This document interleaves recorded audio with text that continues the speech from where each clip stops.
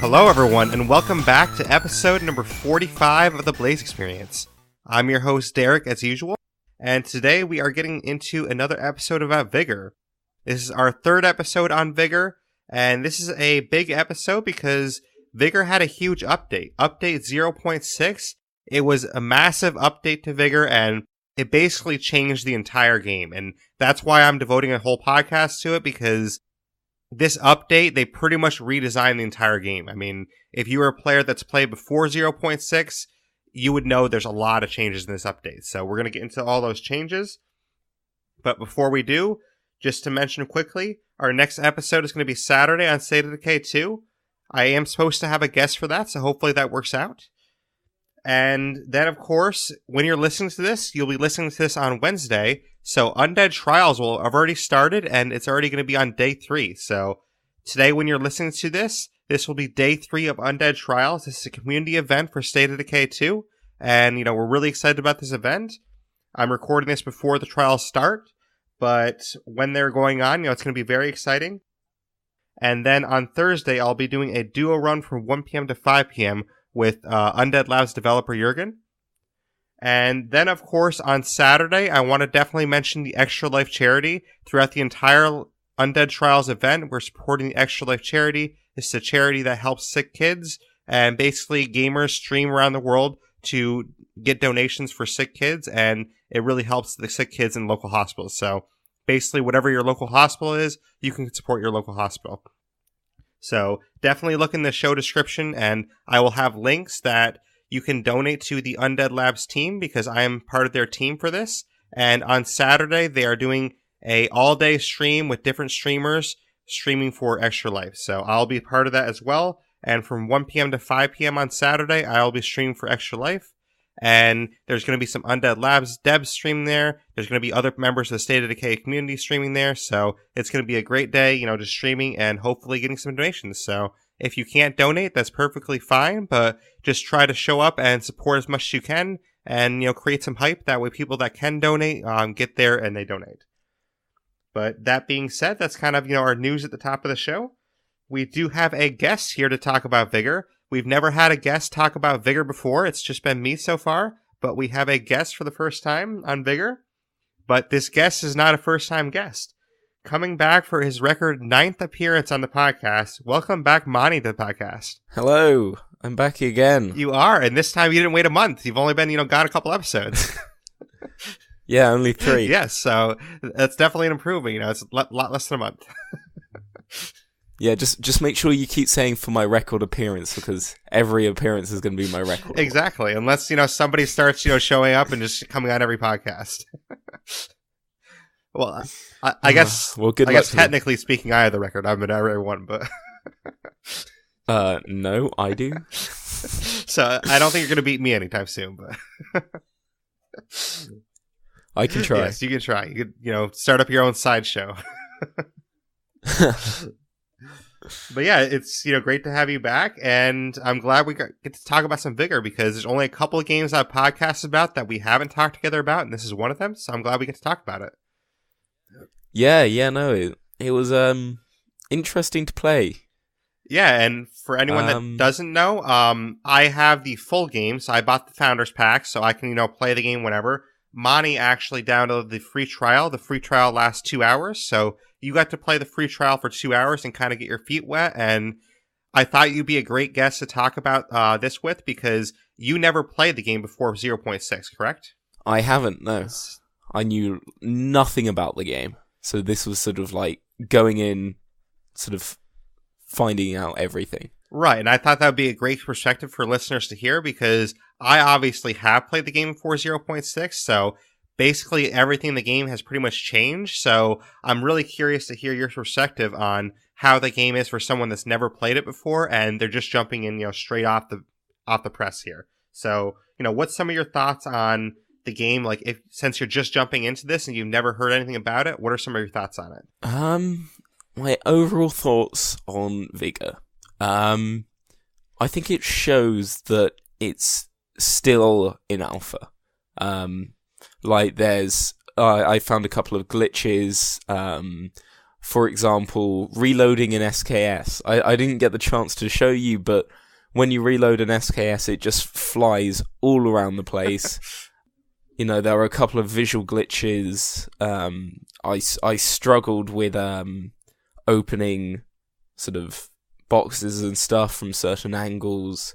Overall, sort of at points, the game was fun. But I think it's quite similar to things like DayZ and Escape from Tarkov.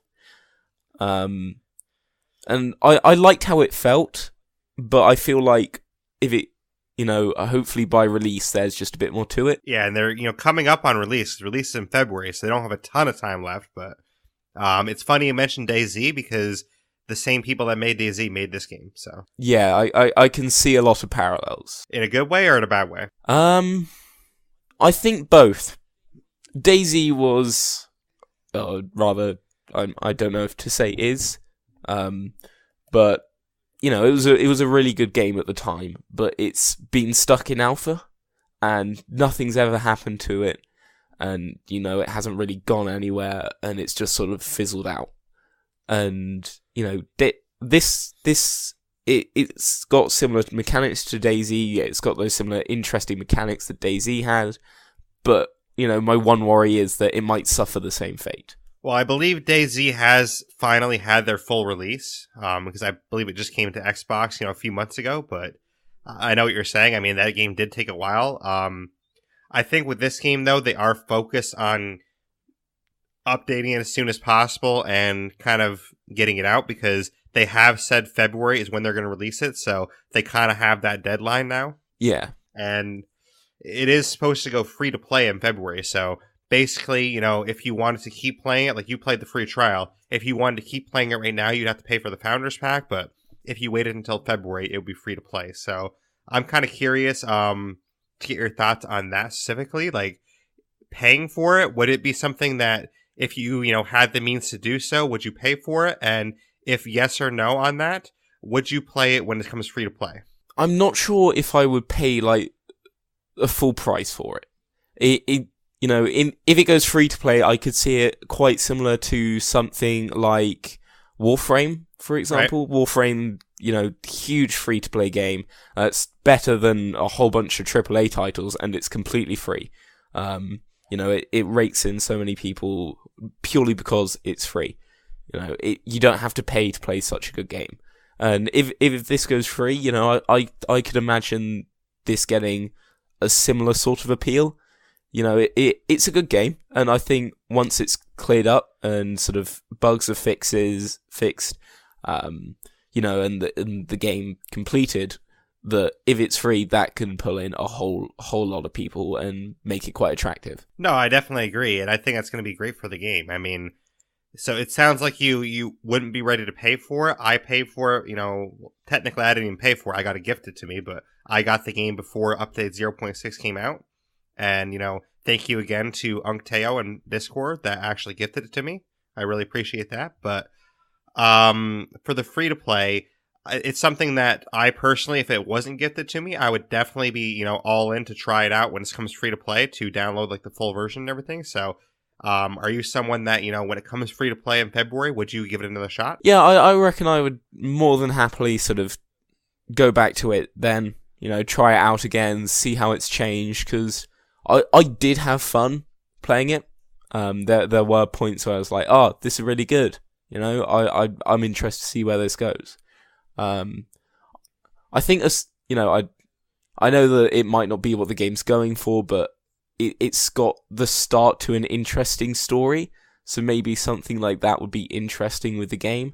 It's not necessarily going to happen. I don't know where the game's headed, but just from what I was playing, I was like, these are cool locations, even just first loading in with the tutorial at the start, there was some interesting premises. Yeah, and you mentioned the visuals, and I really love the visuals of this game. Like, that's one of the, strong points of it, I think, because the landscapes that they have are just gorgeous, honestly. One thing I'd definitely like to see in regards to the visuals is more character customization, in the sense of, like, your face.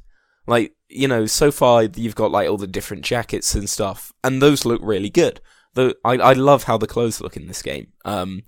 But then your face, you just have one of 6 presets at the moment, which, like, I really like my character other than that one aspect. So I'd love to see some sort of, like, customizer. Yeah, and that's one thing that didn't change. That's always been the same way with the face presets, but we'll get into the clothing options later because that has actually changed. So we'll get into that a little bit later. But, overall, do you like the concept of the game? Like, did you get a chance to do the crafting and looting a lot, when you go back to base? Or did you get more of a chance to just, encounter the instances? I like the crafting a lot. I found that really simple. I found that after pretty much every time I went somewhere, I could craft something new. Or just generally, there was always something I could interact with, which I liked. And the looting, whilst I had problems with it at times, I found it a lot of fun. When you found like a house with just a bunch of things and you just got to run around sort of opening all of these boxes, things like that. I found that really fun. Yeah, see, and I'm... So, there are points that I do enjoy this game, yeah. And it's interesting to hear you say that because in like the intro podcast I have for Vigor, that was episode 29, I talked about one of the big problems at the time was the looting, and you like walk around an entire car and you couldn't find the right spot to loot it because it wasn't pinpointed properly. But for me personally, it's definitely improved a lot. So it's interesting to hear me have you say that because for me, like it feels like the looting is exceptional now. But I think that's a problem because you're just jumping in, you didn't know what it was, so you don't know how far it's come. You know what I mean? Yeah. Like, I have no idea what the game was like in the past, but, like, what I experienced in the current time, I just found some things I had to spend a couple of seconds just trying to find the right point where I could open it, even if I was standing right in front of it, and it was just a bit of a problem at points. And that's definitely good to hear that, too, because as someone that's played it, more from the start, I know where the looting's come, and the looting was a lot worse than it is now. So, like, the fact that it was a lot worse than it is now, I think I'm just kind of, already ingrained to it. I'm already like used to it, and it's kind of not bothering me as much. But it's interesting to hear that from a new player's perspective, it's still not that good. Yeah. I think just like as someone who's new, there were just a couple of issues with it. Definitely, I definitely know what you're saying, and I had the same issue when I first started. I just think I'm a little bit more used to it now, and the fact that they improved it somewhat, I'm a little bit happier with it. So it's definitely nice to hear that they should keep improving that. Yeah. But did you get to do any crafting in your base itself? Like not the crafting of the weapons, but I mean like the progression in your base, like where you make your new crafting table or you make like a new generator and things like that. I got the wood block and the supply shelf. I got to that point. And it was cool seeing those build, and with the second edition, or like the generation of the woodblock, it slightly fixed up the house. And it was really cool to see the house develop as you got, as you progressed. And it felt very rewarding. It improved your base and it made it somewhere that you liked a lot more. A great example is the supply shelf. When I got the supply shelf, it was originally in the sort of full of rubbish room, and it looks really ugly, and it's the one room you're never going to go to. Then you get the supply shelf, and it completely cleans the room, and it builds you a nice set of shelves. So it was really nice to see sort of the development of it like that. And that's interesting. I'm glad you're saying that because I haven't had a chance to do a lot of the leveling up in the new system. I basically got to like the max level in the old system, and this new system, it seems kind of wonky to me a little bit just because I'm used to the other system. But it's interesting to hear me have you say that. Like, so you had no problem leveling up your crafting tables like again and again then, because it basically seems you have to level up your crafting table a bunch of times before you move on to the next level. Yeah, I mean, I felt like it was a bit shallow option-wise. Like, every level there was one option, and, you're getting that. And I at that point, there's not much point having all the different option trees, right, because they give no options. It's more of a linear progression. So I would have liked to see sort of a bit more different options with that. But I found it pretty easy and pretty intuitive. I quite liked sort of upgrading things more than once. It just meant that you couldn't just speed through to the sort of the last one. I mean, obviously it means it takes longer to get things, but there are active progressions which with each level you get in something, so it does reward the upgrade. And see, I'm glad you feel that way too, because as someone that actually knows what the previous, game version was, it had a lot more options, and I liked that a lot better, because when you go to like level 2, you have a couple options to choose from. When you go to level 3, you have a couple other options to choose from. It's not like, a vast amount of options, but you still had, okay, do I want this box or do I want, this metal thing? Like, you still had some choices, and I don't really like how they changed it to not really having any choices at all. And even some of the levels in this, like, I saw that the box of herbs, basically when you go to a new level, it's just box of herbs level 2, box of herbs level 3. Like, that's kind of boring to me personally. Yeah. So I don't know why they would have removed sort of the different options then, because as mentioned, I would have liked more. But speaking of boxes, one thing I did notice is that there's going to be, I assume what's going to be a loot box system in the game, with the crates. Now, obviously, there's been a lot of controversy with loot boxes recently. Well, I will stop you there because they're not going to do loot boxes with it. You just have to earn it from the airdrop. That's the only way you're ever going to be able to get it. Okay, so, yeah. that's good, because I saw the wooden crates and then I saw the store and it said coming soon, and I was like, oh no, yeah, there's going to be loot boxes, which, if it's going to be a free to play game, I can somewhat understand because they need to support the game somehow, but I'm not really a fan of loot boxes generally, so it does make me happy that you say there's not going to be loot boxes. That makes me very happy. The only way you can get the crates is from the airdrop, and that's it. But the reason why you saw a store is because there is a store coming in the future where you can buy cosmetics. So, like, if you see like a cool jacket you want to buy, you can buy that jacket with money. Yeah. I'm glad that there's not going to be loot boxes. Sort of cosmetics, again, that's a bit similar to Warframe, where you can buy your cosmetics, but right, you can. Will you be able to get the cosmetics normally through the game? Do you know?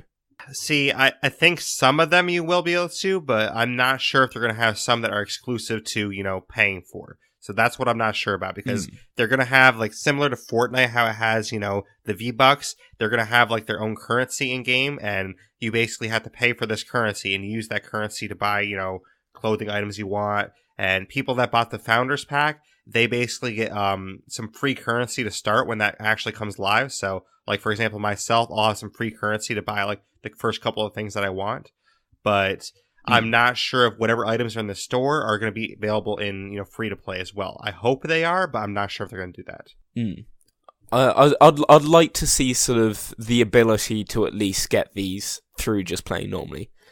I keep saying these comparisons to Warframe, but Warframe, everything, well, I say everything, pretty much everything you can buy, you can earn normally through the game.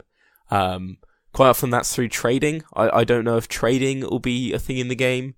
But like, I know at points you had no guns and I had guns, and I would have liked to be able to give you some so we could both go into missions with guns. So that's one feature I'd like to see, just the ability to swap these between players. I don't know if they have that planned, but that'd be interesting. Yeah, I can't remember if that was officially planned or something that they were just, in talks about, but I think they have heard feedback on that, and I'm not sure whether they're going to officially do it or not. So it's kind of up in the air, I think, whether they're going to do that or not. But, hopefully they do.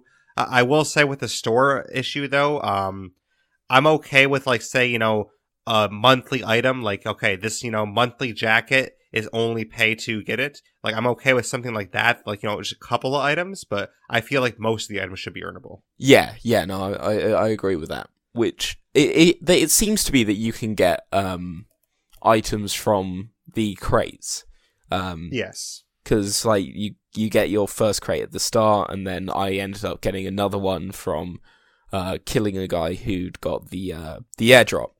So sort of, I got cosmetic from that. So I do like that you will be able to get cosmetics through a system that's only in the game, that you can't just pay your way through. Yeah, I mean, I like that you can get them in the game, but I'll save a little bit of my thoughts until we get down to the clothing items. So, but yeah. But we can kind of get into some of the actual parts of this update now, since we kind of covered some of your general thoughts. So, Vigor update 0.6. It was a massive update to the game that changed the game in a lot of details. First things first, that progression was wiped. So anyone like myself that had played before 0.6, your progression was completely wiped out. Everyone started fresh. So at 0.6, there was no one that had an advantage over anyone else. So I do like that in that sense, but in the sense that, people that already put so much time into the game, it does kind of suck that they have to start over. Yeah, as a new player, I liked that, because it meant I didn't just go into a mission and immediately get killed by some guy with a military-grade assault rifle. Right. I stood a chance. And as mentioned, I managed to kill someone who had got the airdrop. And I did this within my 2-hour trial. So, I had fairly basic gear. I got one uncommon gun, so I didn't get, crazy far. But I liked that I still stood a chance. I could still kill people.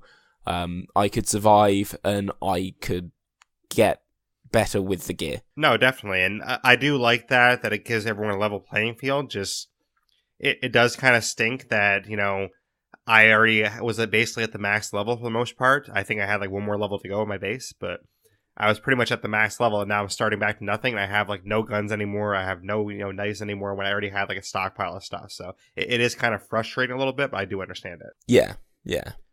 I mean, if it's a big update, hopefully it brings a bunch of new players, which this would definitely appeal to. Right.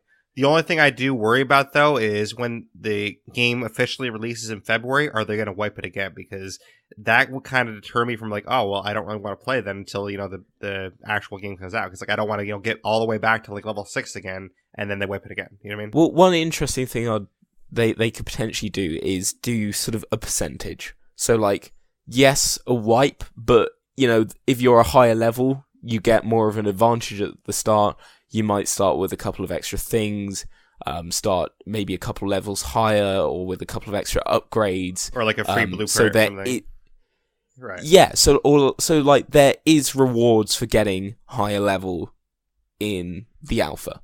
And it rewards you in the game, and you don't just get sort of reset again. No, that's definitely good, and I think that it would be a good way to do it. So hopefully, they take note of something like that, and they try that, because it would be frustrating to have it wiped again after you get all the way there again. So, but if they say had a level system in the end of 1 to 100, say for ease, even if it meant that you got to 100 in the alpha, and when the actual game released, you were just at level 10, That's not a huge difference, but it's a nice boost for those that got there in the alpha. And if you're matched based on levels, then you're going to be based with those that were level 100 in the alpha as well. So you're going to be facing those with better skills. No, definitely.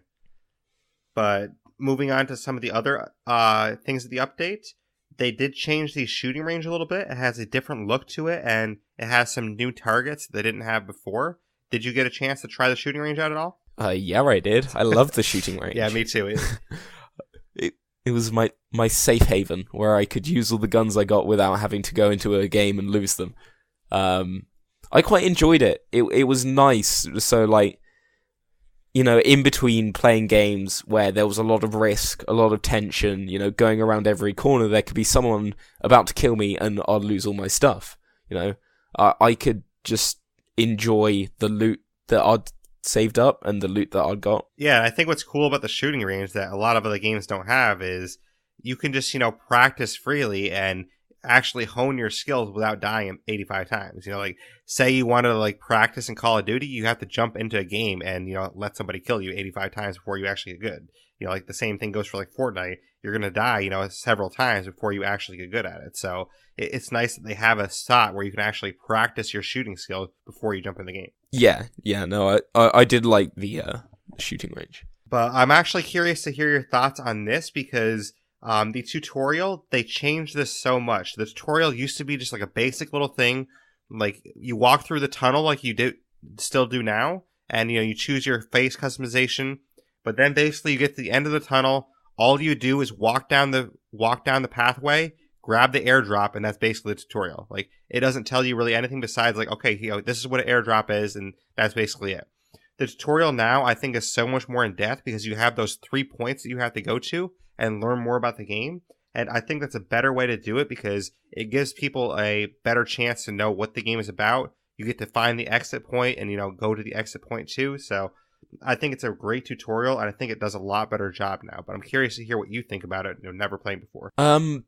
I felt it was still quite shallow.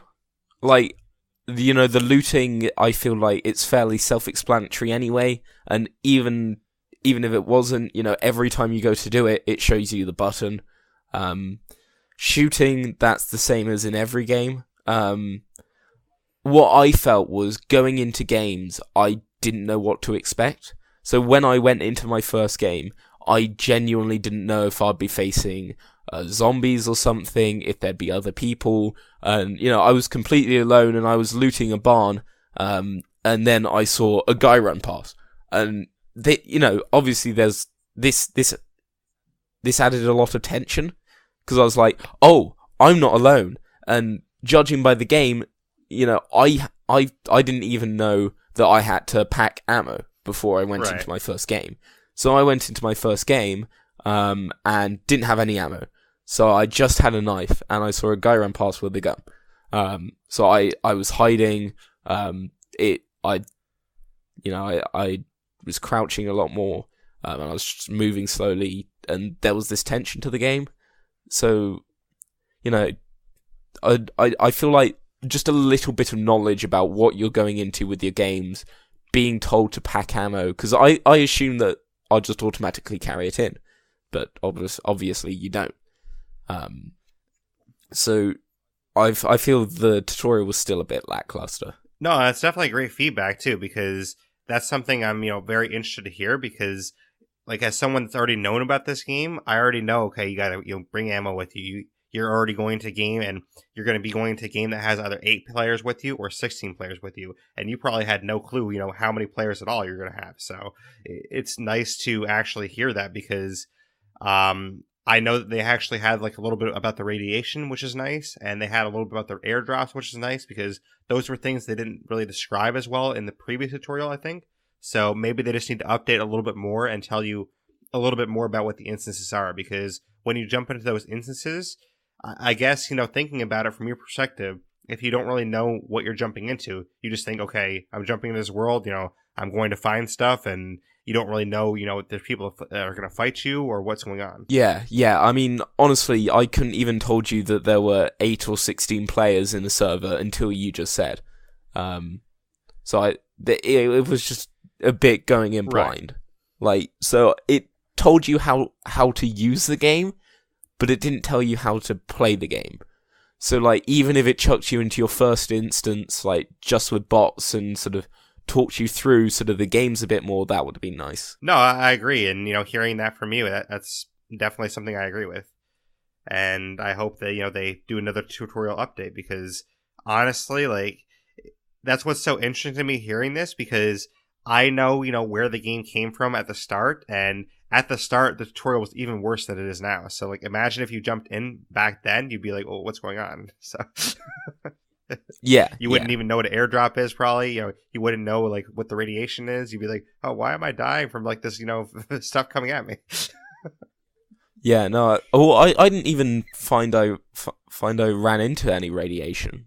So I wouldn't have been able to tell you about that anyway. Oh, okay, yeah. It only happens if you stay in the game long enough, and basically it has like a clicking noise that starts to happen. It's like click, click, click, click, and it just keeps clicking, and then your screen starts going white if you stay in the radiation too long, and then you start taking damage and dying. Mm. It's kind of like, the same thing as like a storm cloud in Fortnite, but it just happens more slowly, I would say. Yeah. But well, I don't know if that was sort of me being new to the game.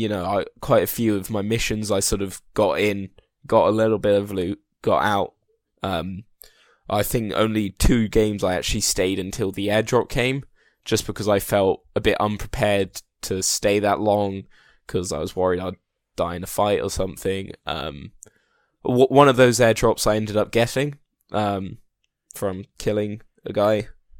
But another reason I suggest the game with bots is because going into my first game, I had no idea how much damage guns did, for example. Like, in this game, you die quite quick, you know? Absolutely. Guns do a lot of damage.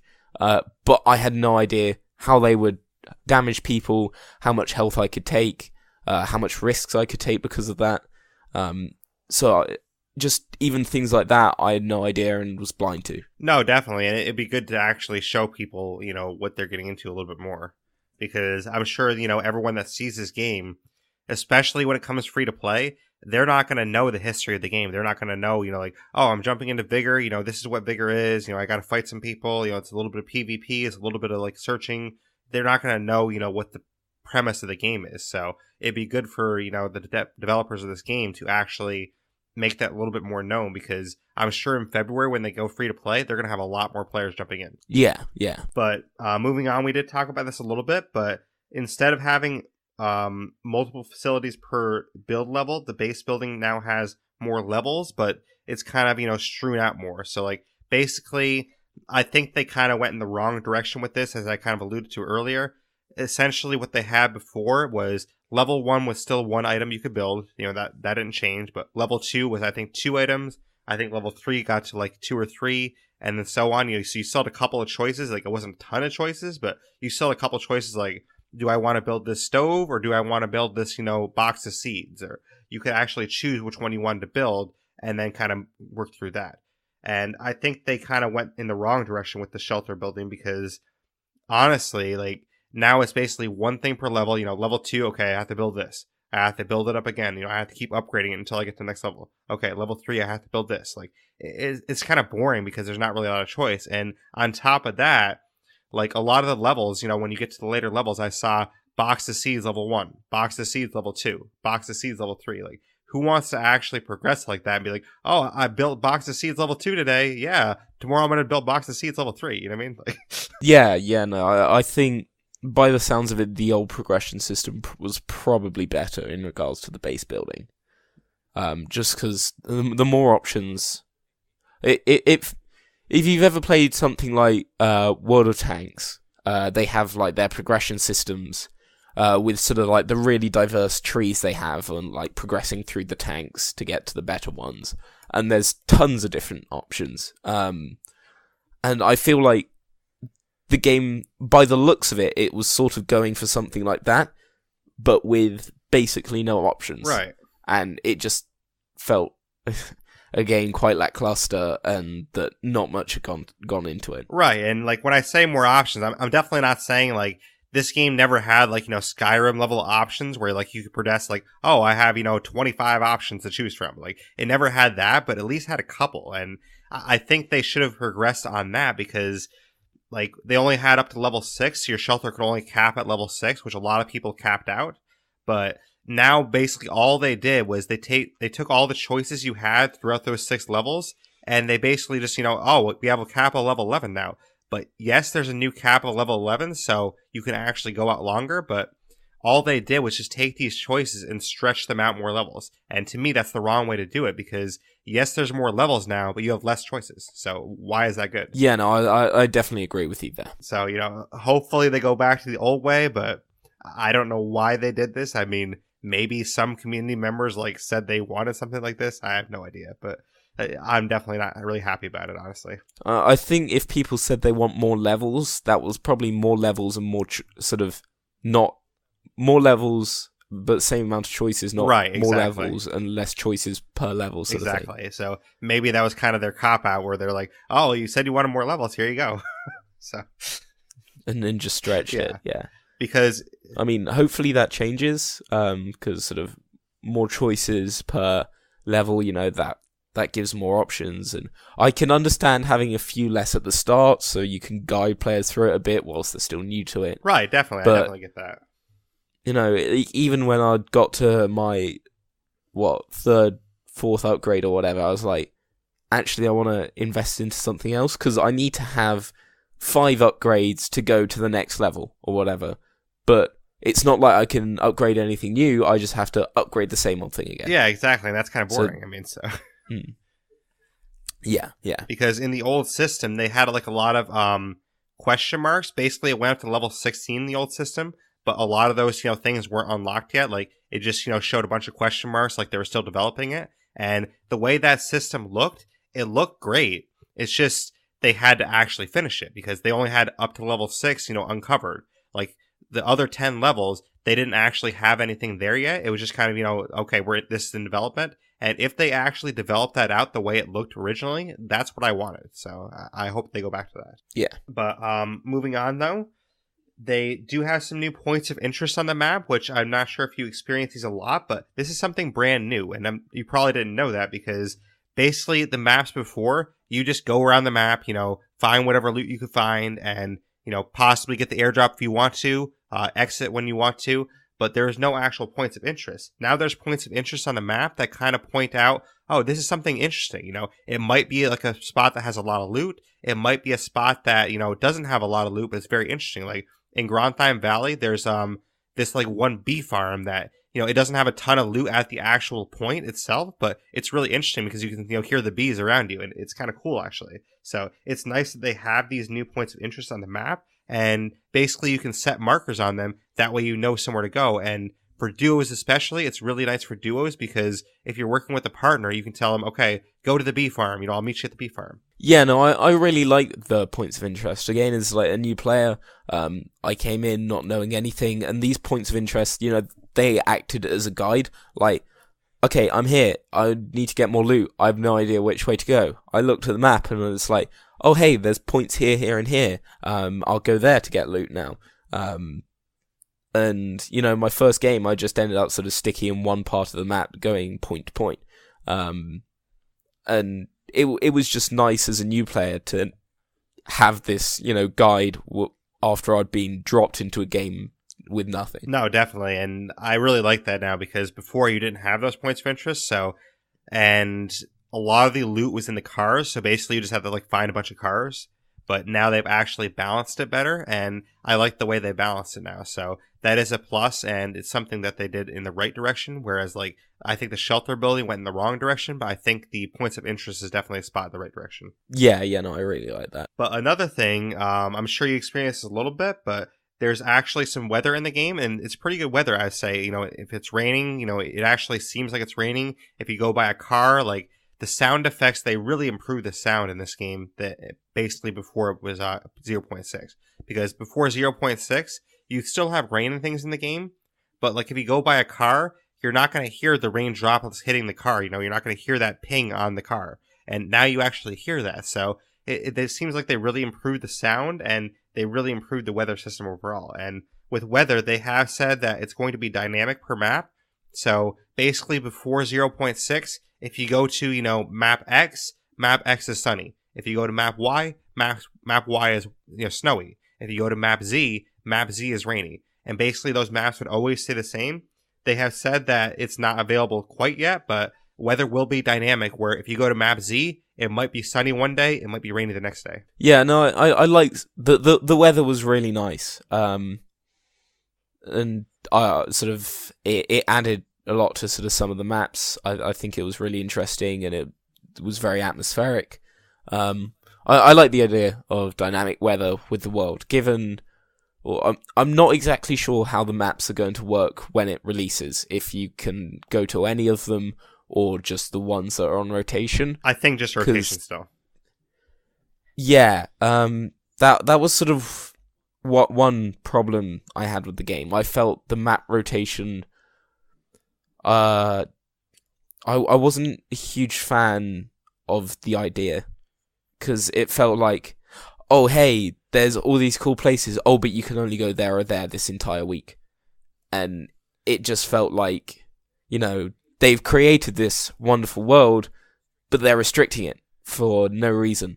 I think there is a reason, but I don't think it's the best reason. I think the reason why they're doing it is to help with servers, because if they restrict it to only 2 maps, then it basically populates those servers more. So I think that's why they're doing it. Yeah, I can understand that a bit more with alpha, but I don't want that to be a thing with full release. Right. I kind of agree. I mean, or I think what they should do is reduce the timers, because basically they have, one map. You have that map like there for like 5 days or 6 days or whatever. Reduce the timer so it's like, okay, 24 hours it's on rotation. I wouldn't mind that as much. Have, okay, these 2 maps are 24 hours, then it goes to 2 new maps. I wouldn't mind that as much if it was like a 24-hour timer. If there was sort of like map swaps at midnight and midday, I'd quite like. So sort of like in one day you could go to 3 different maps, sort of thing. That wouldn't be that bad. And yeah, so that would be better. But currently how they have it, where you've got basically 3 maps every 10 days... yeah. And then what really sucks too, I know you had the same opinion I did. Fist Factory I definitely don't like, and when that's one of the maps in the rotation and you don't like it, it kind of forces you to play the other map all the time, which I don't like. Well, playing sort of when I was doing the 2-hour sort of trial, it was like there was 1 day left on Grothheim Valley, or however you pronounce it. And then there was 5 days left, sort of thing, on Fisk Factory. Right. And it was like, oh, hey, I really like the Valley, because there's so many different points of interest, and it's really interesting. And, I don't really bump into many people. I can stay away from the airdrop if I want and still get good loot, and still have an interesting time. Whereas Fisk Factory, I felt was, there was fewer points to extract. They were in places that were really hard to get to. Like, you had to go like all the way across the map half the time. There weren't many points of interest, and you just kept bumping into people, like I found.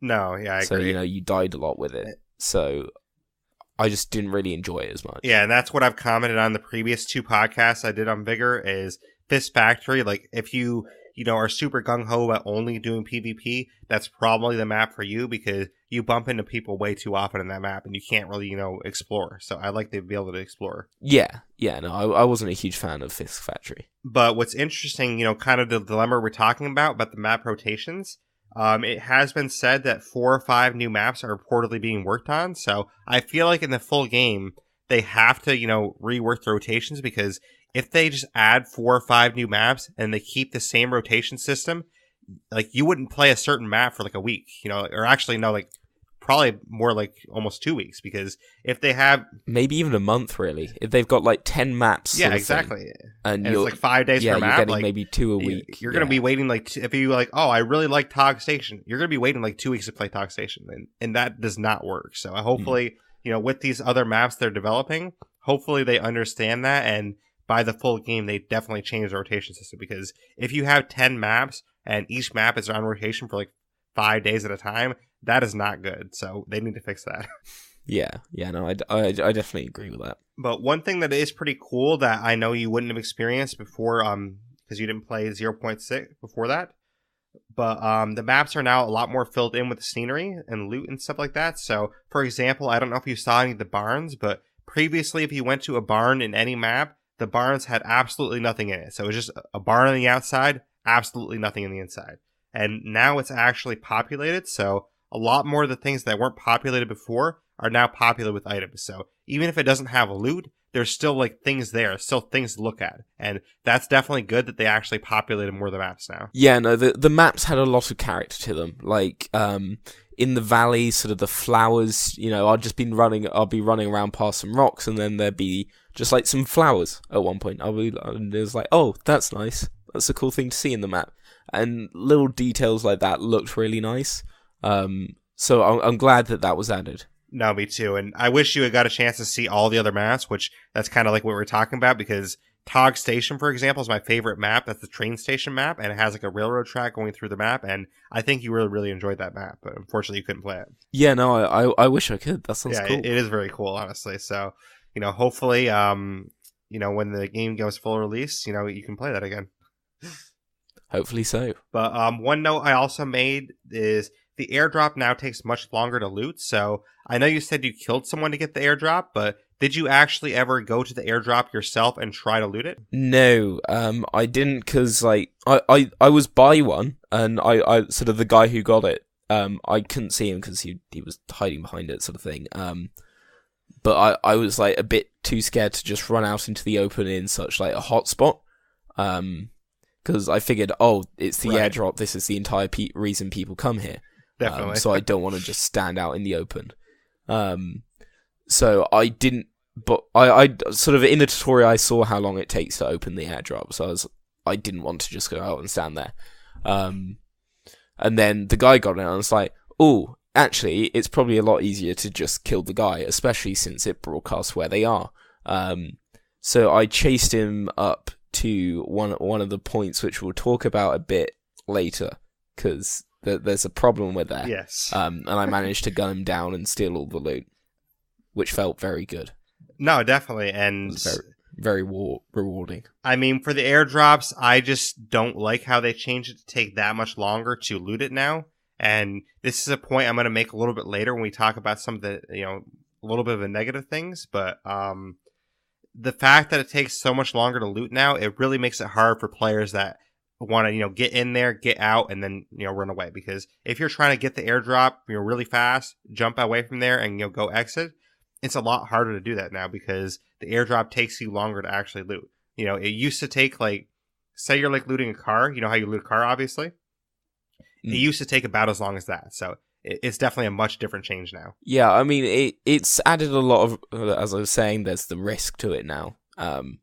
It felt like doing the airdrop was a very dangerous thing.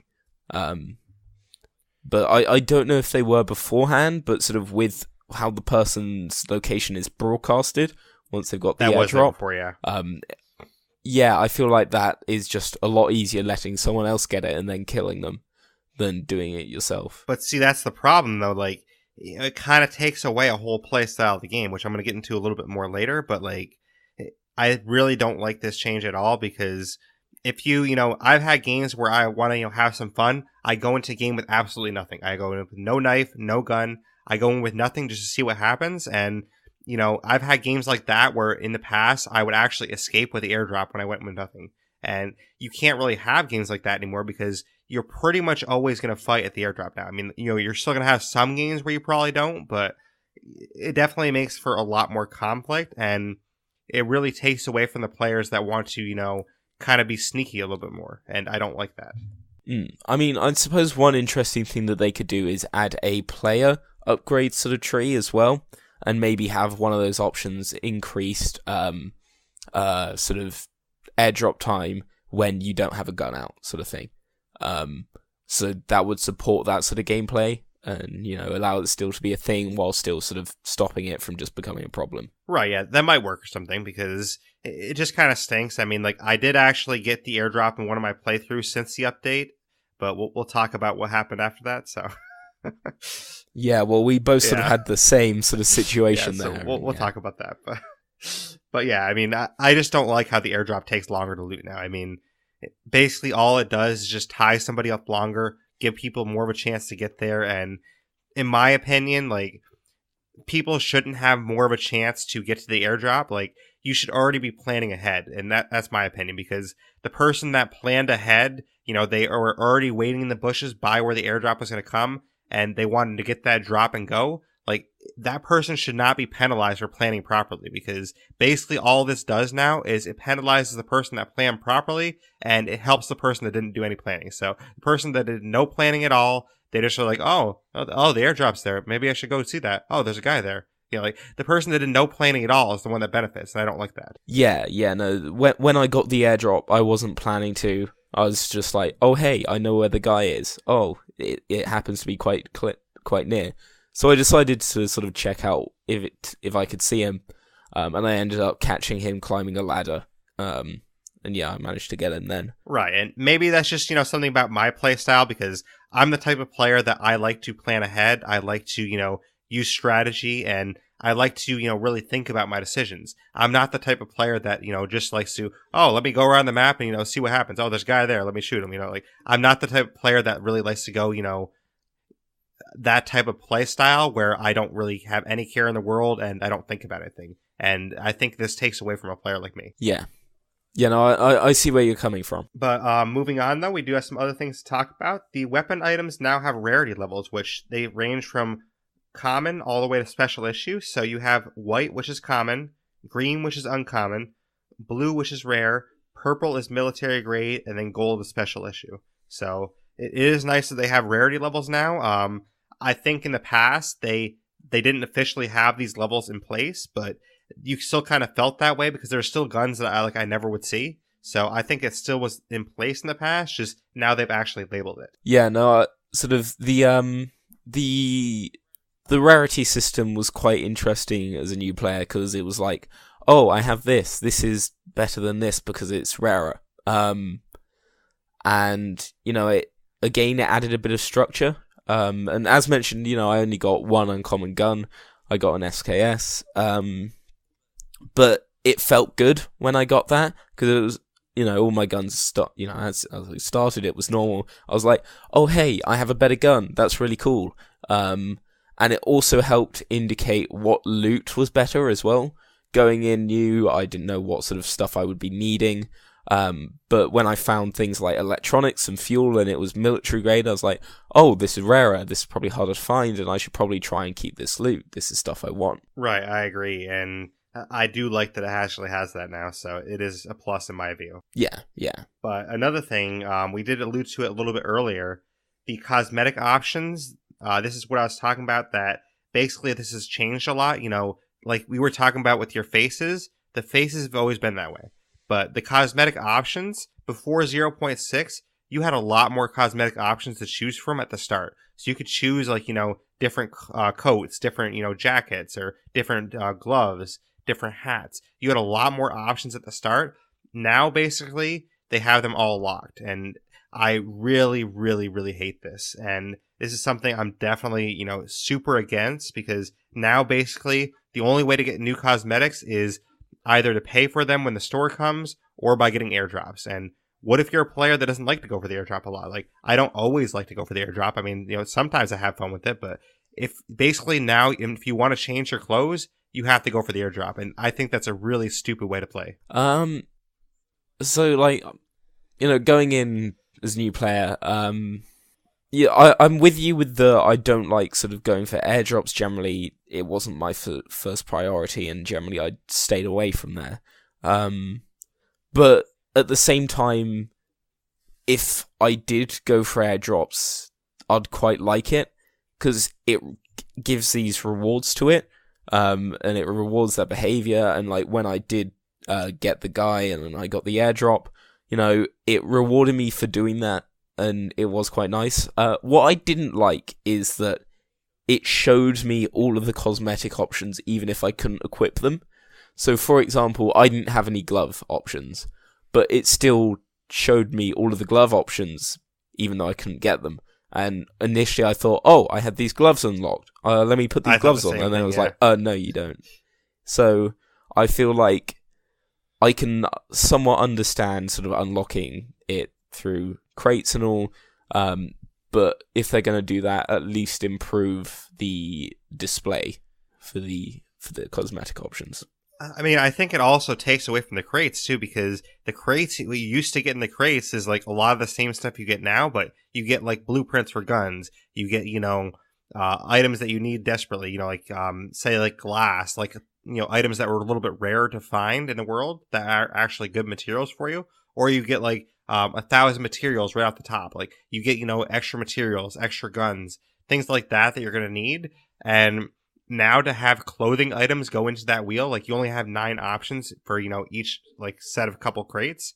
And to have clothing items go in that now as well, that just kind of is a robbery in my opinion, because if I spent all that time, going for that airdrop, I was successful, I escaped with the airdrop, I don't want to get back to my base and be like, oh, look, you unlocked a hat you're never going to wear. Oh, thanks. Like, you know what I mean? Yeah, I get what you mean, but the only other option is sort of, with cosmetics wise, is loot boxes then. And I would rather they have this sort of system than loot boxes. I mean, I still think there's another option. I think the best option is to just incorporate the clothing items into the regular loot boxes, like the regular loot. Because say you're like going through a garage and like, oh look, I found some guy's hat. Like, I think that's the best way to incorporate it, because if you incorporate the loot into the regular loot in the world, that's the best way to do it, in my opinion. You know, like, if you're looting a car, like, you open a car trunk, oh wow, there's this nice jacket in this car trunk, I'm gonna take that jacket. That's the best way to do it, in my opinion. Yeah, I reckon that could be good if they then put rarer cosmetics into the airdrops.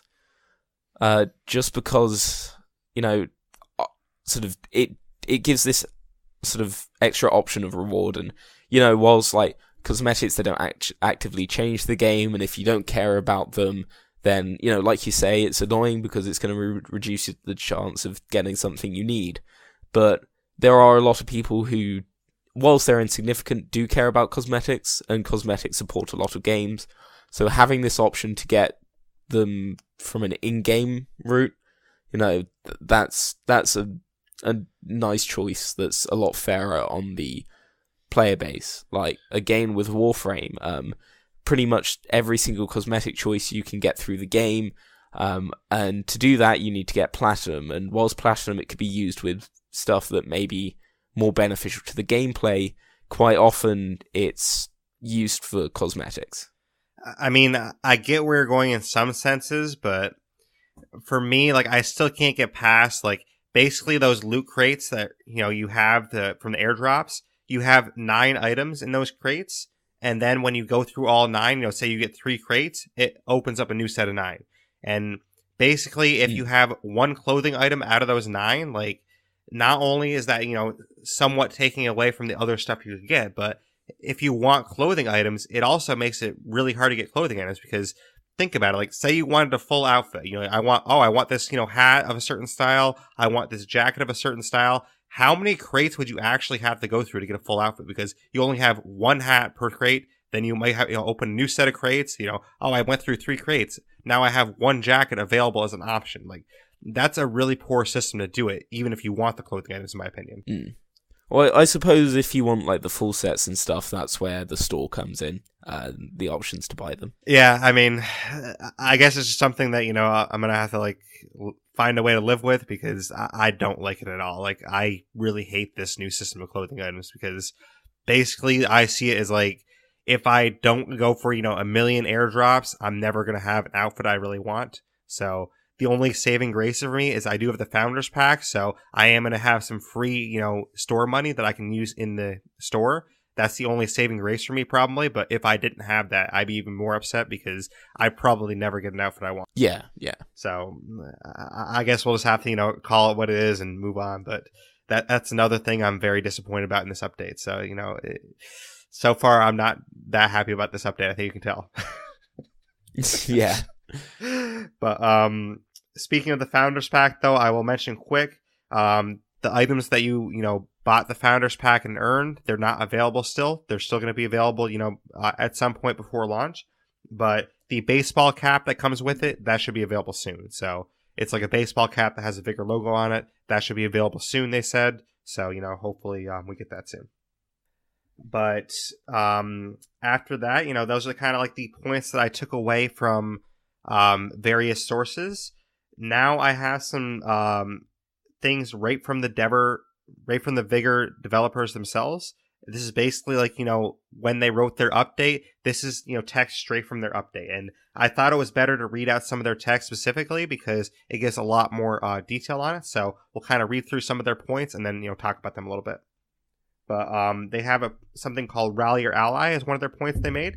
It says, during your initial stages of Vigor's Xbox game preview, it became clear that you wanted to team up with your friends to face threats of post-Norway together. Therefore, the Ally update makes our first major step towards a full co-op experience. You're now able to team up with a friend and enter encounters, scavenge, and face each other in duos together. Sharing is caring, and you have to decide what to loot for yourself, what to leave for your partner, including the airdrop. As friendly fire is on, keep track of your aim, as your teammate's bullet is just as deadly as the enemy's. So, my first reaction to this is, oh, they have friendly fire? I hate that. Like, I don't want friendly fire at all. I mean, friendly fire, obviously, you know, it could be a bit of a dispute, but given the sort of game that they're going for in the gameplay seems to be quite hardcore. It's quite intense, a bit like Rainbow Six Siege in that way. I can understand why they've put it in. With the gunfights, they've made them unforgiving, and sort of this is following in suit, it seems. I mean, I do like the point where, you can kind of share the loot together, but in the same sense, I could see a lot of situations where if they, employ regular matchmaking, because right now you can only invite a friend into your game, but if they employ regular matchmaking, I could see this going very south, because you could matchmake with some random person and that person goes into a house, steals all the loot before you get it, and you get nothing.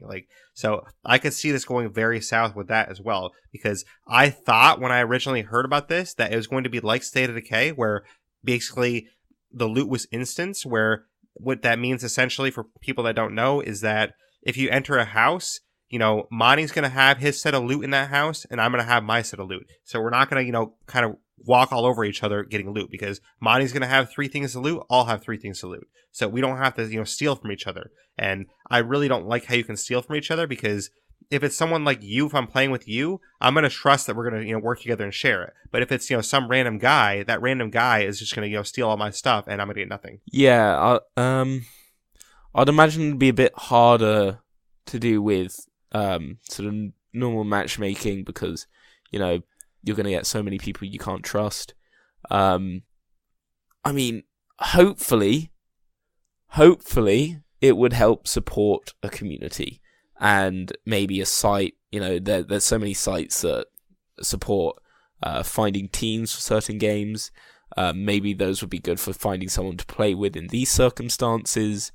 But I completely agree with you there with the loot stealing. That could be a real problem. Right. I guess it's good in a sense that, in that sense, because of the loot stealing, it is nice that friendly fire is on in that sense, because you can kind of police it yourself. Like, if Monty's going around stealing all the stuff, I can be like, well, screw you, Monty, and just shoot you. You know what I mean? Yeah, but the same way, if you're sharing loot fairly and then somebody gets something that you want, you could just gun them down and take it for yourself. Right, and I don't really like that either, because, you should be working together. Like, if it is a duos, the duos should work together. Like, I don't see the point of having a duos where you work against each other, because I understand that, this is supposed to be survival aspects where you're surviving in a post-apocalyptic Norway kind of thing.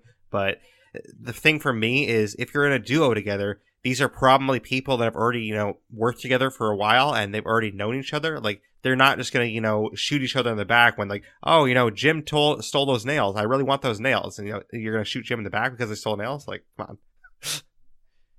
So yeah. So unfortunately, that's another thing I don't like.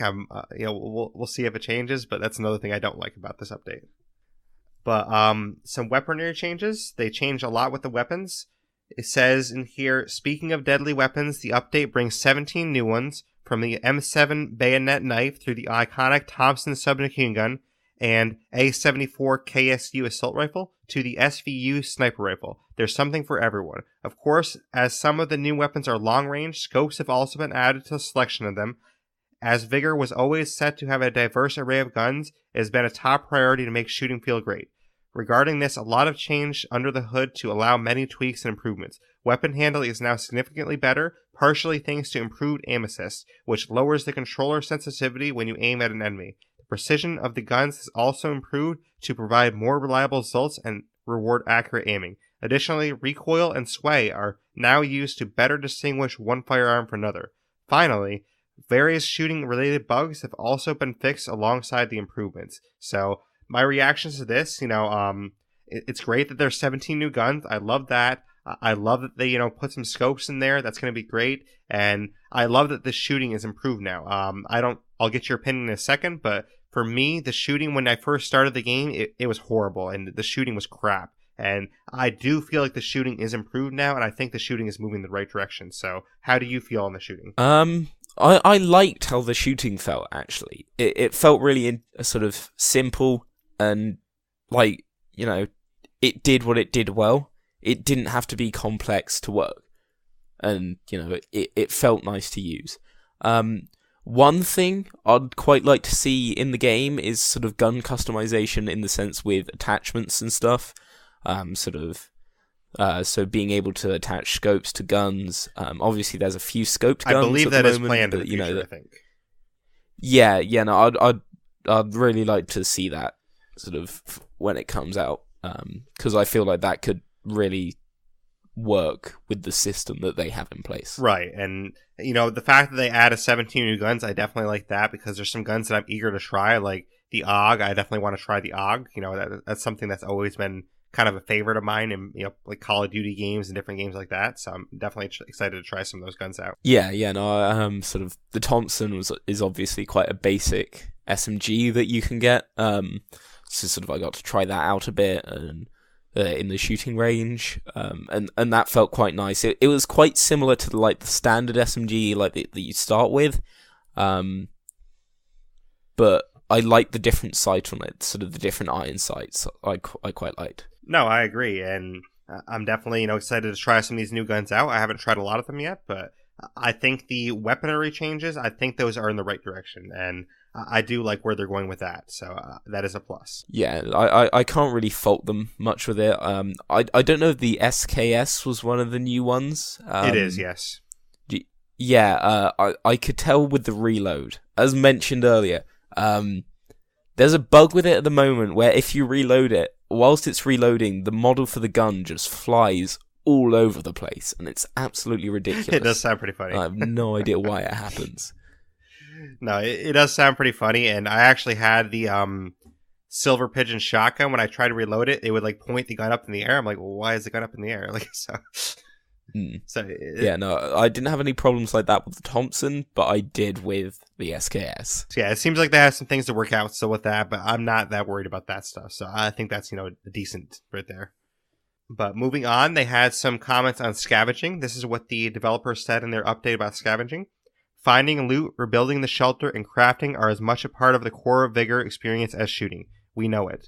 Therefore, the new update adds more shelter improvements, changes the progression tree, and raises the level cap to 11. And with this, the distribution of resources has also been rebalanced. The number of small, single-purpose loot containers has been increased, and the universal value of looting cars has been decreased. In case of death, material compensation has also been changed to reflect not only your current loot, but also your loadout. Now you get more materials when you die, so you'll be better equipped to jump into the next encounter more conveniently. So, my reactions to this, basically the fact that they reduce the amount of loot that cars gives you, and they kind of increase the amount of little loot boxes that are in the world. I do like that change, because basically in the past, it was, oh, where's the cars at? Where's the cars? And you have to go find the cars and find all the loot from the cars. Now it's actually balanced better, it seems, where there's a little bit more, loot scattered throughout the world. And I do like that. And I do like that you get more materials when you die, because now it's going to help you, craft more materials with this new system they made. We've already touched on it before in the podcast, but I really don't like how they changed the rebuilding the shelter mechanics. I hate the shelter mechanics, and I think they kind of ruined how they did the level improvements with that. Yeah, I mean, I think we've pretty much covered most of that. Sort of looting, as you say, it feels a lot better for you, but for me, I still found a few points where I struggled with it. We said our opinions on the what's the name of the place? Sort of the home. The shelter, yes. Yeah. I quite like sort of the material compensation when you die, because, it helps you get back on your feet. But crafting was fairly intuitive, and I found it really easy. Right. Just part of it, we'll get into crafting more in a second, so we're going to talk about that. But, the crafting, I think the way they reworked it, it does make it a little bit more difficult to craft sometimes, but we'll talk about that when we get to the notes here. But the death material compensation, did you feel like you're being compensated, fairly for that when you died? I mean, when I did die, I feel like, because I was so new, I didn't really understand what the materials were used for. It was only really towards the last sort of 30 minutes that I started to understand what materials were used for and sort of how important they were when I was playing. So I think I'm not really sure. All right, that's fair enough. I mean, For me, I think the compensation is a little bit better than it was, but I think it could still be tweaked to be more. I think you should be compensated a little bit more materials, because I think the way they rework the crafting system, you definitely need more materials to work it that way. Yeah. But speaking of crafting, they did write a lot about crafting. So this is what they said about crafting. They said weapon crafting has also been reworked. Before, weapons could be crafted from blueprints, which could be acquired by deconstructing weapons until enough parts were found. As a result, it was never beneficial to take a gun that you could not yet craft into an encounter, as the risk of losing it was too high.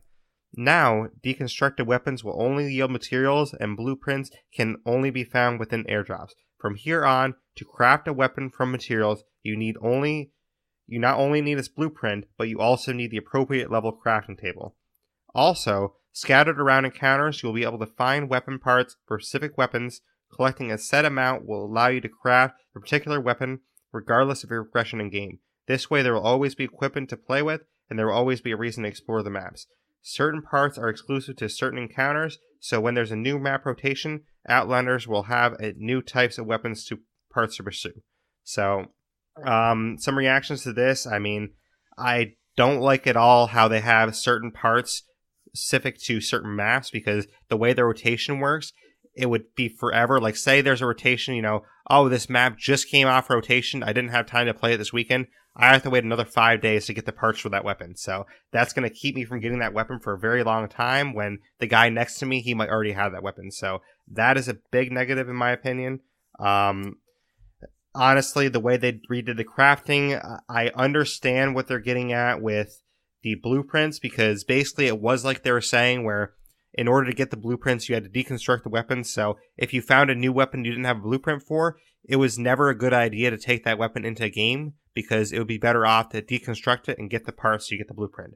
So I do understand that system had some negatives to it, but I think the system they came up with is a lot worse. And the reason why is because now basically you need a crafting level table to be a certain level. So you have to go through all that work, spending all that time upgrading one item over and over again to a certain level to be able to make something. Then you also need his blueprint, so you have to go through several airdrops to get the certain blueprint. So who knows how long it's going to take you. Like, say you like that, Thompson submachine gun, or say you like the AUG. Who knows how many airdrops you're going to have to actually get the specific blueprint. You could go through like 20 airdrops before you get the blueprint you want. And then not only that, you also have to have the appropriate level. So basically beyond that, if you want to craft something, you're going to have to get the parts for it. And like I just said, to get the parts for it, you have to find the certain map that has the parts for it. So I really don't like the way they redid this. Yeah, I mean, I think I can understand why they're doing it. But I feel like they should have done one or the other, not one and the other. Like, either put it behind sort of crafting table level, or do it blueprints or in airdrops. I feel like the combination of the both, that really slows it down. I mean, if it was just behind the crafting table level, then it would reward progression a bit more. And say you got a really good gun and you're like, I want to build this, I want to get the blueprint for this, I need to upgrade my crafting table, I need to go out and get these, farm these parts to upgrade my crafting table. Or if it was just in airdrops, if you did get from an airdrop a really good blueprint, you could be like, oh sweet, I just got this awesome blueprint, I'm gonna use that now and build some awesome stuff. But combined, I feel like it can slow down the progression a lot more, which I feel like that's what they've gone for a bit with this update. Rather than adding more to progress with, they've just slowed down the progression. Yeah, and I don't think it does anything positive for the game. I mean, I do see what you're saying. Like, if they only had it tied to crafting table level, or if they only had it tied to blueprints, that's not as bad. But the fact that they haven't tied together, that's really bad. And basically, if you want to craft items with materials, you have to go through all that work for both sides of it in order to get it. Because in the past, if you had the blueprint, you have your materials, you just craft it. And The other way, I don't know what your feelings on the other way is, but the other way you can craft is basically through finding, parts of weapons, which I don't really mind that. I mean, like, say, oh, I found, 6 parts for an AUG. Now I can make 1 AUG. Like, I don't mind that as much, but you're not going to be able to make, several of them. So if you lose that 1 AUG, then you're basically screwed until you find all the blueprints for, all the blueprint for that, or you get to the crafting table level. So it's basically going to be super hard to actually get a stockpile of guns that you want to use. And the other point, which I'm curious to hear your thoughts on, is basically the map rotations. I think that's going to really negatively affect how this part system works, because if, the parts for AUG are tied behind, say, TOG Station, I have to wait all the way until the TOG Station is on rotation, and say it's on rotation for a couple of days, and maybe I'm gone those couple of days. Maybe I'm out of town those couple of days, so I miss out. So, like, it could be a long time before you get the parts you need. Yeah, no, I don't... With the parts I like and dislike it, I don't like that it's locked behind the maps, because, say if there was a gun which you never bothered with because it was really bad, and then it was updated to actually be really fun, a really interesting gun to use. That map might have just gone down for rotation, and now you can't get that for ages. And you might be seeing a bunch of people playing around with the gun, having fun, and then you can't get it. But I like the parts because, as someone who's new, going into like my first couple of games, I felt like my gun was really important, and I couldn't take risks because I didn't want to lose my 1 defense. So sort of the addition of gun parts dropping in map, it felt like I would always be able to get a gun no matter what, so I would always be able to have some sort of range defense, and I wouldn't have to go into missions just blindly. Yeah, I definitely understand that perspective, and I think the fix is honestly just take the locks away from the maps. Like, just make it so any gun part can be found in any map, and I think that would solve the issue, because if I can find an AUG part, in any map I'm going to, I think that solves the issue, because then it makes it so, okay, there might be less of a chance to find like the rare ones, obviously, but there's still a chance to find it in any map. Yeah, no, I agree with that. Or even, as mentioned, sort of when the full game comes out, hopefully when if the maps are off rotation, that would also help fix it, so you know where you need to go to get sort of specific gun parts.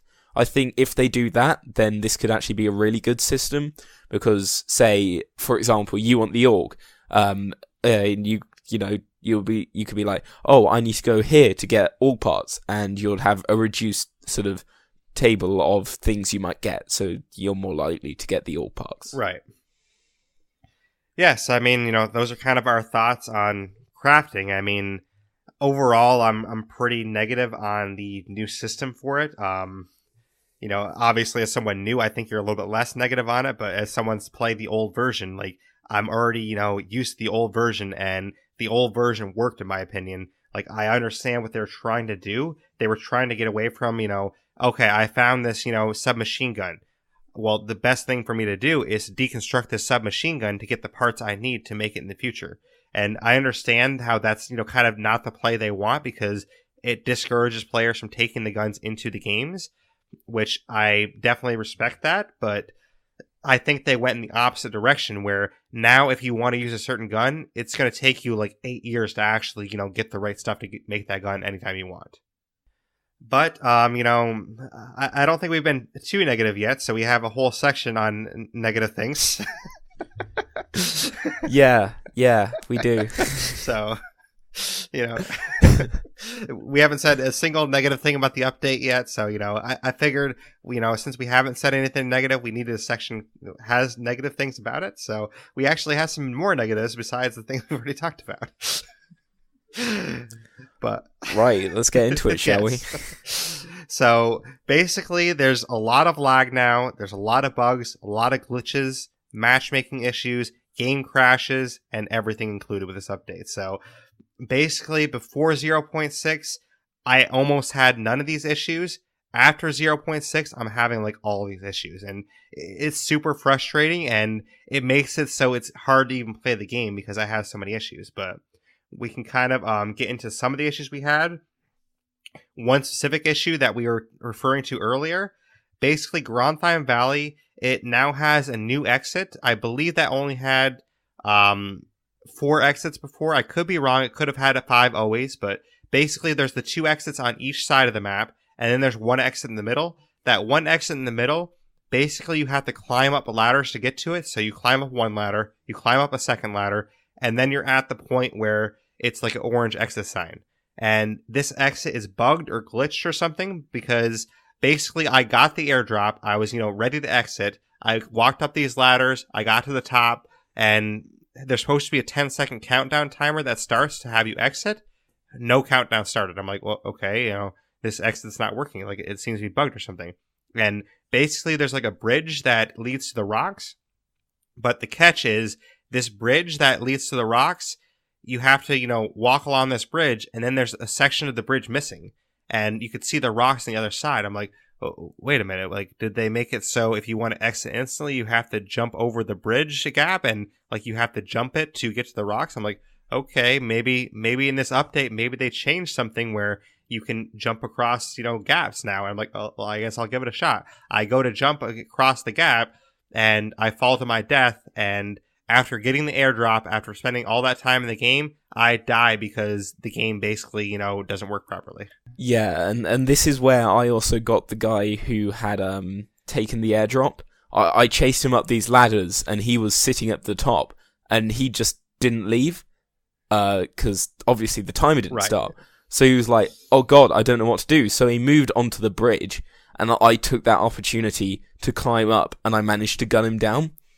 So because the timer didn't start, I got to kill him and take all his stuff. And then on top of that, the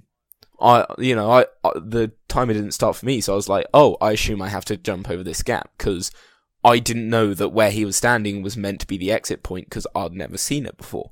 So I was like, okay, I'll jump over this gap.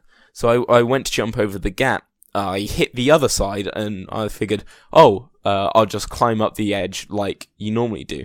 But no, I fell down onto the rocks. And fortunately, I somehow managed to survive. So you got lucky, and I managed to jump. Yeah, I got really lucky, and then I managed to get to a different exit and escape. But that exit is just currently unusable. And, it caused that guy to lose his airdrop to me. And it caused me to lose an airdrop too. So, that exit is completely unusable. So the fact that they have exits that are now unusable, that's not really acceptable at all. I mean, before this update, every exit worked properly. The game needs to work properly. You can't have an update that basically ruins the game, because that takes away so much from the game, in my opinion, because that takes all the strategy away. If a player gets the airdrop, they went through all the work of that, they're going for the exit, and then they fail at the exit because the game doesn't work, that takes away the entire fun of the game, and I think you agree with that. Yeah, no, if I was the guy that I killed, I would have been very, very unhappy. Right, exactly, kind of like I was. Yeah, because, he got the airdrop, he got to the exit zone, but it didn't exit him, and he died and lost everything because of it. Yeah, he was probably pissed, and, for good reason, so. And the other issue that I have is the exit rocks. I don't know if you've ever tried to use the exit rocks before. Where, basically, if you get to the exit zone, the timer starts, but there's also these rocks you can find with orange paint on them, and these rocks allow you to hit X and exit instantly. Have you tried those rocks yet? Well, I'd seen them around, but since I'd never seen a pop-up by them, I just assumed they were just decorative. I had no idea that they were actually a mechanic that was meant to be a thing. It's supposed to be meant to be a thing, but now it no longer works, because I've tried other X's besides that one. I've tried the rocks, and there's no more button to hit X to exit instantly. You cannot use the rocks anymore. So that really takes away from the game, and that really ruins the experience as well, because those rocks were supposed to be there for a reason. Basically, if I have the airdrop and Monty's chasing me, I'm supposed to have those rocks as an option to, get up there ahead of Monty, exit instantly before Monty can gun me down. Now, if that isn't working properly, because it's not working right now, basically I have to go stand there at an exit for 10 seconds while Monty shoots at me. That is not fair at all. So, it takes away the entire planning of the game, because if you got the airdrop and then you got out in front of somebody, you should have an advantage. It takes away the entire advantage, and it puts it in the person that's chasing you, because the person that's chasing you, they now have the advantage knowing, okay, this guy has to wait 10 seconds. Let me just shoot him down. Yeah, no, I feel like the 10 seconds, I just assumed that it was like that to stop people from just automatically exiting, sort of, which just encourages more PvP. But sort of, I can understand that these being a thing would have been very useful if they work. Yes. And the fact that it doesn't work now, I mean, that's going to cause a lot of problems for players, because a lot of players that are used to how the game was supposed to be working, they're going to go for those rocks and they're going to expect it to work, and then they're going to realize it doesn't work, and they're probably going to die because of it. Yeah. It's just another thing that can cost you your airdrop. Absolutely. But don't worry, there's more. There's more negative things besides that. Matchmaking has gotten so much worse now. In solo games, it seems to, be hit or miss. I've had some games where I enter within a couple seconds. I've had some games where it takes, like 3 to 5 minutes to find a game. But Monty and I tried to jump into a duo game, and I am not kidding when I say this. This is legitimately true. We waited 9.5 minutes without finding a match, and then Monty finally restarted his game. That is not a joke. 9.5 minutes. Because I was stuck on a black screen saying waiting for players, which happened twice, once with me and once with Derreck. So, the duos is just seeming to be, not really working at the moment, or just generally matchmaking. There seems to be a few issues with. Yeah, it seems like they completely screwed up the matchmaking. I mean, it's not just duos either. I don't know if you experience it in solos, but solos, the matchmaking takes way too long sometimes, longer than it seemed like it took before 0.6. So I've had some games, where I jumped in pretty fast, but there's been some games where I'm waiting like 5 minutes for a solo game. Like, oh my gosh, this is killing me. Like, I want to actually just play. And the fact that we actually got to 9.5 minutes on duos, like, that is ridiculous. Like, the fact that a game actually takes that long to load into a server, I've never heard of a timer that long. Yeah, no, I mean, I'm somewhat used to it due to playing World of Warcraft. So, that has some pretty insane queue times, if under some circumstances. But if there's so much variation to the matchmaking that if I hadn't played World of Warcraft and I hadn't been used to sort of waiting, up to like 30 minutes to an hour to get into certain instances, this would have been a bit silly. But there's a big difference there. World of Warcraft is a huge game that has, millions of players that are devoted to it. This is Vigor, that is an Xbox exclusive only game. It's only on Xbox. It's by a smaller developer, and it's not even released yet. Like, this is a game that has a lot less backing from players, so you can't afford to have a timer that long. Yeah. But, moving on, we have some other things to talk about, of course, too. So, you did mention that there was joining into games where it would have the black screen. So basically in duo games, we both had this happen to us where we joined into a game and it would have a black screen saying waiting for players. There was even a time where Monty was in the game. He could see my person in the game, but I couldn't do anything because it still had a black screen saying waiting for players. So essentially I was in the game, but I couldn't do anything. And Monty was getting shot at and I could hear him getting shot at. I'm like, well, you're out of luck, dude. Like, I can't do anything for you. Yeah, no, I assumed that somebody could have killed him at this point, so I think I ended up extracting, so I don't know. But the fact that you could join a game to just join to being dead is just ridiculous. Yeah, it's horrible. If you bring some of your expensive gear with you with the new system, like as mentioned, I got like one SKS, that was worth a lot to me, that was an important weapon to me, so I didn't want to lose that. If I joined a game with that and then spawned in, when I finally connected to the game, I was already dead through no fault of my own, that would have like really annoyed me. And I ended up having to quit to actually get out of there, and then when I reloaded the game, I had lost those items. So it's like you said, like, that does not feel good to lose your items because the game has issues. Yeah. But on top of that, there was game crashes happening as well, because before we tried to jump in together, I was having crashes in the middle of the game, or, crashes joining into games. And basically I had one game where, I was doing really well. I had a lot of loot. I was continuing on the game, and then all of a sudden the game just crashes. I'm like, what the heck? So there was one point I messaged you frustrated, and I'm sure you remember this. Like, I'm like, I still can't even finish a full game. Like, I kept having issues. I couldn't even finish a full game without having issues. Yeah, no, it was like I somehow managed to get by without sort of many issues in my solo games.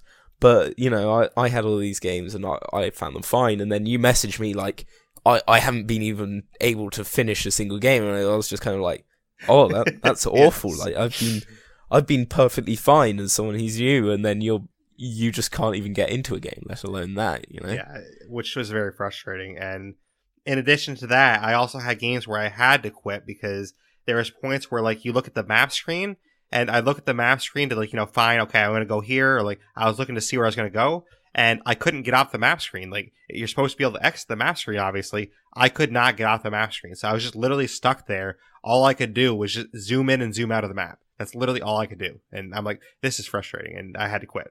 Yeah, no, sort of... It just made sort of some of the gameplay really inconsistent. And, then on top of that, there was one other issue, everyone's favorite, lag. I had some really bad lag in both the game and even at my own base. So even at my own base where there's no other players around, it's just me sitting at my base, I was having lag at my base. I would try to run somewhere at my base and I would lag and I wouldn't be able to get there. So that is definitely not acceptable to have lag when there's not even any players, in your server. Like, because basically your base is sort of like it's sort of like its own little server. You know what I mean? So the fact that I'm having lag there, even that's not good.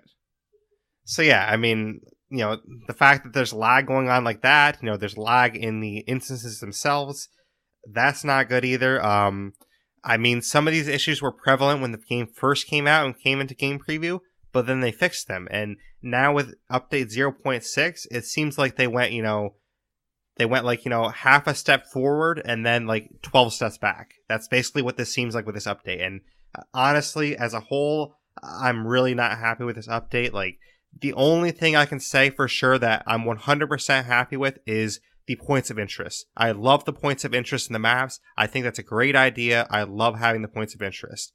But besides the points of interest, I think that basically the points of interest is like, they're one step forward. That's their step forward. Maybe the weapons, having the new weapons, that's another step forward. So they have like 2 steps forward. And then everything else about this update, I think it's like 10 steps backwards. Yeah, no, I felt, playing the game, I was a bit humming and hawing about it with my first time playing. I felt like, the game could become repetitive with just the 2 maps. The crafting, I felt like there wasn't much progression with it, with having to do the same thing over and over. And I just, as mentioned, I was worried that there could be a bit of a DayZ problem with it. With this update at least, which hopefully they fix and all. I don't want to see this game fail or anything. It has some really promising sort of potentials, and I just hope they play into that. Yeah, and I kind of alluded to it earlier, but for me, it feels like they destroy the stealth experience of the game. Things like making the airdrop take longer to loot, the exit rocks not working. I don't know if that's permanent or not. Like, that's something that takes away the stealth play. And the whole crafting system, I think that, deters things as well. The knives, this is a previous update they had, but the knives used to do more damage. Now they do less damage. So along with these other changes, that really hurts things as well, because you can't walk up behind somebody and, just knife them to death now. Now they're probably going to turn around and shoot you, and you're probably going to lose that encounter. So that's negative as well. I think the whole stealth aspect of playing just went down so much, because now it basically looks like they're trying to force PvP on you, and I'm not playing this game for PvP. I'm playing this game for a little bit of PvP on the side, but I'm playing it more for, the experience of exploring, using my crafting upgrades. And now the crafting, in my opinion, is gone in a negative direction. The shelter upgrades have gone in a negative direction. So for me, the game is not going in a direction I like. So, I mean, I really want that stealth play, and I hope they change things in the future. I will absolutely do at least one more podcast on Vigor, but if things continue in this direction, unfortunately, Vigor is not going to be a game I continue playing. No, I feel like I didn't want to spend any money on it beforehand, and I feel like even after playing the trial at the moment, I probably wouldn't get the founder pack. I mean, I'd love to try it again once it comes out. I'd love to see where it goes, and I'm sure that they'll improve it a bunch, and the game does have potential. But in its current state, it's not one I'd play. Right, and the fact that, the full release isn't coming till February, I'm basically in until February. I'll stick with the game until February, and then I'll see what the full release has. If they don't fix some of the things that I think they went backwards with in this update, then at that point, I might be out on the game. But, I mean, I'm still going to stick with it until then, because up until update 0.6, I've really enjoyed the game. And it's been a game I've played a lot. I put, several hours into it. I upgraded my shelter all the way to like level 5 or 6. And, I've put a lot of time into the game previously. And it's a game I've really enjoyed. I've really enjoyed the concept of it. But unfortunately, the direction they went in update 0.6, it's completely in the opposite direction of the game I want to go. So hopefully they, reverse course again and they go back in the direction that the game originally was, but I'll have to wait and see how it goes. I can understand that. But I will promise, for anyone that does like these Vigor podcasts, I will promise at least one more podcast on it. So, it might not be until like a next big update. It might not be till launch, but there will be at least one more podcast. And, Monty, you're welcome to join me on that one again if you get the game. If I get the game, I'll join you. Sounds good. But that's all the thoughts I had on Vigor. Do you have any other thoughts? No, I think pretty much everything's been covered with that. I think I've said what I wanted to. Yeah, I think I have too. I think we went through it in detail, and this episode went a little bit longer than I thought it would, but I think that's because I had, so many negative points to point out that I usually don't have to point out in the games I talk about. So, but it is what it is. But our next episode is going to be on State of Decay 2. That will be on Saturday. And I want to make sure I mention again, Undead Trials is going on today when this episode releases. So 11:45 a.m. to 3:45 p.m. I'll be doing my solo run today. On Thursday, I'll be doing my duo run with Jurgen, the Undead Labs developer, 1 p.m. to 5 p.m. Those are both Eastern times. And make sure you check out the other streamers as well, please. There's going to be streamers going all day, basically. And then on top of that, make sure to support Extra Life as well, please, because this is a great charity that's helping sick children, and it's something we're going to be supporting all week throughout the event. And on Saturday, Undead Labs is going to be supporting it even more so, because they're going to have streams going on all throughout the day trying to support that. So please make sure you support that, and I will be streaming as well on Saturday, 1 to 5, trying to support that. So if you can donate, great. If you can't donate, just try to hype up the event as much as possible. But that being said, if you want to get a hold of Monty, how can you do that, Monty? You can always find me in the Discord. I'm a mod on there. Just at me, because I'm not necessarily always there. I'm busy. You can always find me on Xbox Live as well. Epic Ducks, spaces between each word, no capitals. And on Twitter. I can't remember my exact sort of handle or anything, but you can find me liking generally a good chunk of the posts by the podcast. So find the podcast on Twitter and you can find me. Now wait a minute, you said you're not always in the Discord? Like, I thought you spent every moment in the Discord just waiting for things to happen. Oh, you got me there. No, but yes, definitely contact Monty in the Discord or Twitter or however you want to contact him. You can contact me a lot of the same ways. You can find me in the Discord as well. We do have the podcast on YouTube now, so that is definitely a way to contact me. You can contact me through the YouTube comments. Every episode of the podcast is now on YouTube, so I'm happy to say that. We also have a Facebook group now. So on that Facebook group, all the episodes are now on that Facebook as well. So in the Facebook group, you can find the episodes. If you want to find them there, you can contact me there. You can also contact me on Twitter or my Xbox account. So that is going to be at Blaise XPerience, capital BLAISE, capital XPERIENCE. And the last way you can contact me, if you want to, get a little bit more old-fashioned, you can contact me via email. You can contact me, theblaisexperience@gmail.com. And then, of course, if you want to find the podcast, so you're obviously already listening to it, which I appreciate. But if you want to find the podcast through a different app, we are available on Stitcher, now YouTube. We're available on Podbean, Blueberry, Radio Public, Apple Podcasts, Google Podcasts. So pretty much any app. There's a couple other apps that I'm trying to get us on, so stay tuned. I'll try to do that. But those are basically the main ways to find us. So, Monty, thank you for joining me again. It's definitely been great to have you back on this, extended podcast here. As always, thanks for having me. It's been wonderful. And thank you to the listeners as well. We really appreciate you listening, and any feedback you provide is definitely appreciated. So, thank you as always for listening to the Blaise XPerience.